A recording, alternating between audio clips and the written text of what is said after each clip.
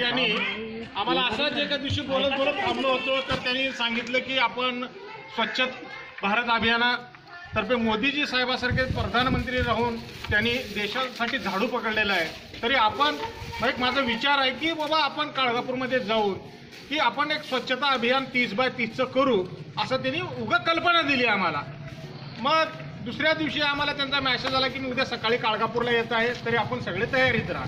बरेच आमच्या गावचे मित्रसुद्धा सहकारीसुद्धा त्यांना साथ दिली व खरं तर मी श्रेय शरणूला देतो मी हे करण्याबद्दल, कारण जागृत झालं एक म्हणजे परंपरा लागू होईल अशी मी अपेक्षा करतो. त्याच्यानंतर मी सर्वांना विनंती की ज्याच्या त्याच्या घरच्या समोर कचरा आपला पण जमा करून आपला पण दूरवर नेऊन टाकण्याची कृपा करावी.